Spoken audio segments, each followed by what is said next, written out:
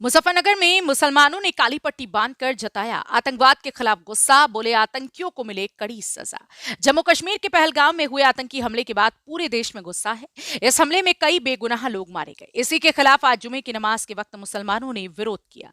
AIMIM के नेता असउद्दीन ओवैसी ने देश भर के मुसलमानों से अपील की थी कि जुमे की नमाज पर काली पट्टी बांधकर आतंकवाद के खिलाफ विरोध जताएं। मुजफ्फरनगर के मीनाक्षी चौक इलाके की तकिया वाली मस्जिद में मुस्लिम मर्दों ने नमाज के वक्त हाथ पर काली पट्टी बांधकर आतंकवाद और पाकिस्तान के खिलाफ विरोध दर्ज कराया। मुस्लिम महिलाओं ने भी घर पर रहकर अपने हाथों में काली पट्टी बांधी और हमला करने वालों के लिए सख्त सजा की मांग की।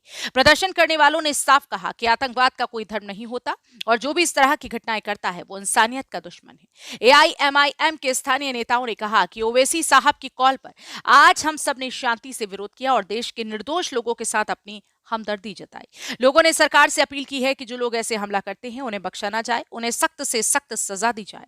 मुसलमानों ने यह भी साफ किया कि वे आतंकवाद के सख्त खिलाफ हैं और देश की एकता, अमन और भाईचारे के साथ हमेशा खड़े हैं। जनपद मुजफ्फरनगर से संवाददाता तनवीर मलिक की report. Arshad Rana MIM party से मीरापुर उपचुनाव लड़ा हूं और आज मेरे नेता बैरिस्टर असदुद्दीन ओवैसी का आदेश आ गया था कल ही वीडियो के माध्यम से।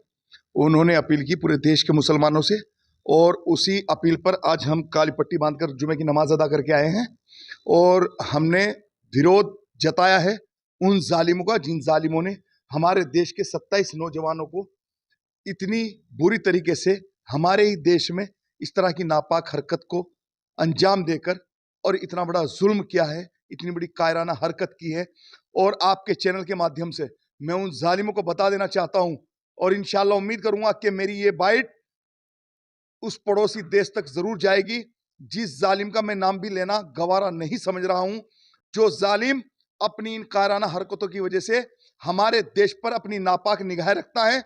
कश्मीर हमारा है और पीओके का भी अब लेने का नंबर आ चुका है और तुम चिंता मत करो ए बेछप्पर वालों, तुम्हारे सर पे जो छप्पर है वो भी हमारा है। ये तो हमारे देश की आप भलमुंसी समझो कि तुम्हें सांस लेने की भी जो आहट है वो हमारी वजह से मिल रही है।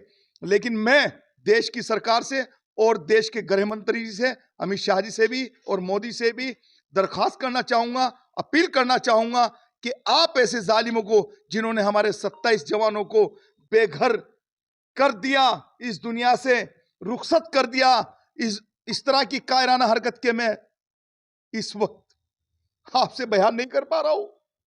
जिस तरीके से उन जालिमों ने किसी मां का बेटा, किसी बहन का भाई और किसी पत्नी का पति जो कि मेहंदी भी नहीं सूखी थी और उन जालिमों ने सुहागों को उजाड़ने का काम किया। सरकार से मेरी अपील है, मैं बड़ी जिम्मेदारी के साथ कह रहा हूं कि ऐसे जालिमों को जमींदोज कर दिया जाए और ऐसा सबक सिखाया जाए ताकि जिंदगी में कोई भारत की तरफ नापाक निगाह ना रखे।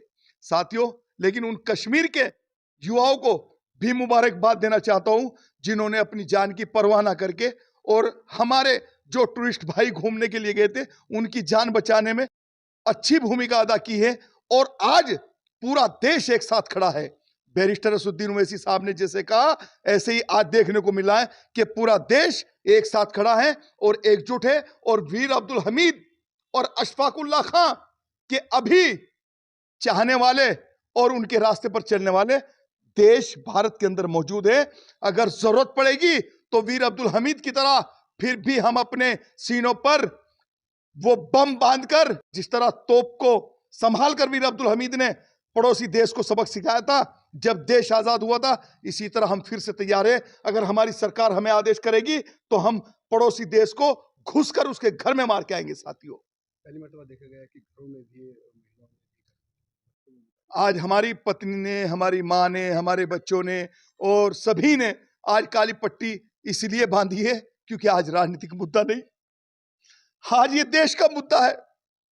जो जालिम हमें कमजोर समझे, आज हम उन्हें ये बता रहे हैं कि जिस तरह तुम हिंदू मुसलमान का नाम लेकर यहां पर मुसलमान को बदनाम करने की एक साजिश रच के गए हो, तुम्हारी ये नापाक साजिश बिल्कुल नाकाम साबित हुई है क्योंकि तुम्हारा जो अपना मकसद है हिंदू मुसलमान करके हमारे देश में नफरत का बीज जो बोना चाह रहे हो, हम उस नफरत को जड़ से मिटा देंगे और ये देश हमारा है, ये गुलदस्ता हमारा है, इसको हम सजाएंगे। और जिन परिवारों ने अपने बच्चों को खोया है, मैं आज जुमे की नमाज के बाद में यही दुआ की और यही दुआ आपके चैनल पर कर रहा हूं कि अल्लाह ताला उनको सब्र अता करे। और इंशाअल्लाह उम्मीद करता हूं कि देश के प्रधानमंत्री उनको ऐसा जवाब देंगे जिन जालिमों ने ऐसा किया, ताकि कोई हमारे देश पर जिंदगी भर में भी जब तक ये दुनिया चले अपनी नापाक इरादे इस तरह के ना रखे। और इंशाअल्लाह जल्दी ही वो दिन दूर नहीं जिस तरह हमने धारा 370 हटाकर कश्मीर में सरकार बनाकर वहां लोगों को रोजगार देने का काम किया है। अमरीन, जी आपने काली पट्टी मांगी है, आपसे इस तरह के इवेंट को करने हैं। हाल ही में हुई आतंकी घटनाओं के विरोध में हम प्रदर्शन कर रहे हैं और हम चाहते हैं कि जो आतंकवादी घटना हुई है उसमें जिन लोगों ने इस घटना को अंजाम दिया है उन्हें गहरी से गहरी सज़ा दी जाए। उनके साथ जो भी बेहतर हो सकता है हमारी सुरक्षा एजेंसियाँ जो भी कर सकती हैं वो करें। हम उन लोगों के प्रति संवेदनाएं प्रकट करते हैं जो कि इस घटना में या तो घायल हुए हैं या जो मरे हैं, हम उन्हें श्रद्धांजलि अर्पित करते हैं। हमारे यहाँ पे जो है असदुद्दीन ओवैसी साहब हैं, हमने उनके कॉल पे किया है और उन्हीं के कहने पे हम ये प्रॉपर एक प्रदर्शन अपना प्रदर्शन कर रहे हैं। हाँ, हमारे यहाँ जो हमारे मुस्लिम समाज के मर्द हैं वो भी जुमे की नमाज़ पढ़ के विरोध प्रदर्शन कर रहे हैं और हम जो महिलाएं हैं, जो बच्चे हैं, वो घर में रह करके इस चीज़ का प्रदर्शन कर रहे हैं। इस तरह की बात आपकी हमारी मांग है कि जिन लोगों ने भी इन घटनाओं को अंजाम दिया है, जिनकी भी इसमें मिली भगत है, उन्हें गहरी से गहरी सज़ा दी जाए। उन्हें बेहतर जितना हो सकता है उन लोगों के खिलाफ सख्त से सख्त कार्रवाई की जाए। क्या नाम है आपका? शाह अब्दुल्ला।